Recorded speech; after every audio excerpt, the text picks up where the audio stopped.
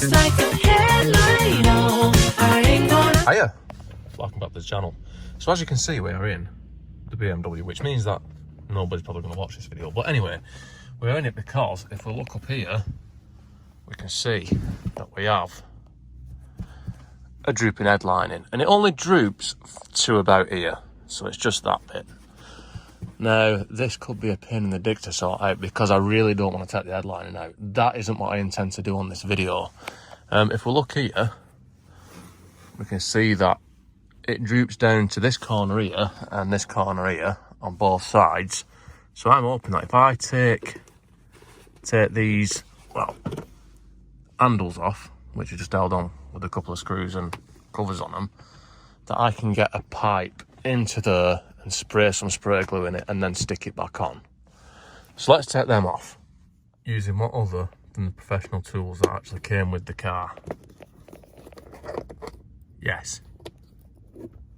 And with that shitter removed, I'm hoping that I can sneak a nozzle behind there and then up into here.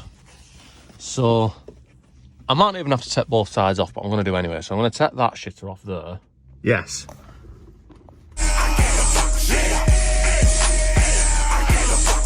And how I intended to spray it behind without pulling it off was to use this tube.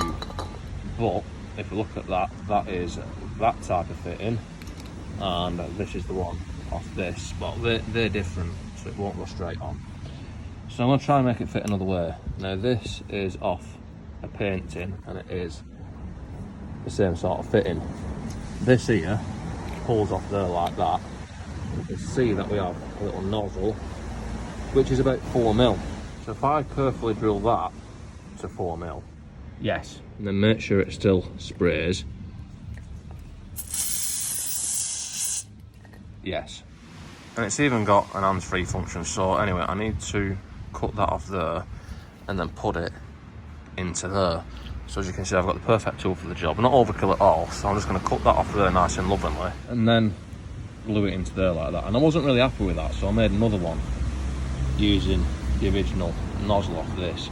So I'll wait for that glue to dry and then put that onto here. Let's go and try it. And now we are ready to spray some glue into it. So I should check if my contraption actually works first. So, yes. So I think we're ready to give it a go now. This is either going to go really well or really badly. It'll probably blow off and then stick everything all over the dashboard or something. But I'm going to do it anyway. I'll show you the stuff I'm using, by the way. It's just your basic spray adhesive for sticking carpets down and shit like that. So let's get on with it. I'll start by feeding this into here, and I can sort of steer it to where it wants to go roughly by twisting it. I don't know if you can see where it actually is. And then I'm going to spray it as much as I can in there, and I'm going to leave it 3 minutes and then stick it. So I'm going to try and do it, and I'm going to try and film it, which is probably going to cause it to fuck up. Yes! So apart from where it ejaculated, that actually seems to have worked quite well. It seems to have sprayed quite evenly behind the fabric. So I'm just going to try and stick it on now, and then hope for the best. I think I've made a bit of a mess of this. Hopefully the other side will be better. Nope. The other side is just as bad. So it's pretty much stuck into place. There's a couple of places where it won't sort of stay 100% stuck because I think it's because it's stretched or something. But all here it's stuck into place. But this isn't where I've missed. This is where it seeps through. So when I've been spraying it inside, it's come through the headlining. But on the plus side, that other bit that I did there wiped off with a bit of brake cleaner. So I'm hoping that this is going to wipe off. So you know what, I'm going to put the handles back on here. Yes. And as I said, I'm going to try and get this off by spraying it with a bit of brake parts cleaner. Because at the moment it looks like it's trying to impersonate Riley Reid's face. So I'm just going to keep on trying to wipe this and then see how good it comes up. And it is slowly coming off, but it is quite hard to get off. And I'm probably not going to get it all off because I'm running out of motivation. So I'm going to try and get that bit off. And fuck it, that'll do. Not the best job I've ever done, but it is considerably better than what it was. Was it worth going to the effort to stick it on and making a tube for it? Probably not. Probably could have got away with using 4 drawing pins and it would have done just as good a job. And as if by magic, I have now jumped just over a year into the future, so we can see how well it's held up. And the answer is yes, it actually hasn't. So if we look, we can see that it's actually worse than it ever was. The semen stains have pretty much gone, so it doesn't, more or less gone. So it doesn't look so much like a diddy party anymore, but it's starting to drop at the back on both sides now.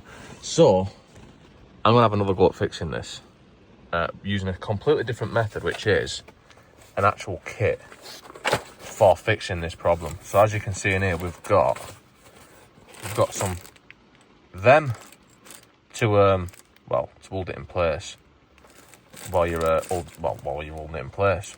And then when you've got it in the right place, you screw these in, and then it's got little caps on them to make it look neat. That's the idea anyway. You've even got a tape measure to measure, which I'm just not going to bother with. So let's do that. And I will start with these pins. So as you can see there, when you put that in, it holds it up, and then you can get where you want it fixing. You can work it out before you actually put the fixings in by using the pins. That's the idea. So I'm gonna pin it up and see what it looks like, and then I'll come back. Yes, as you can see, that didn't actually work. The pins just kept on falling out. So I'm gonna go straight onto the actual fixings, which are, you've got this here, and then you've got a little screw which goes, try and do this one-handed, but you've got a screw which goes down there, and then that holds your roof line up like that. And then once you've got that on, then this then clips on the top of it to make it look like it's factory fitted, obviously.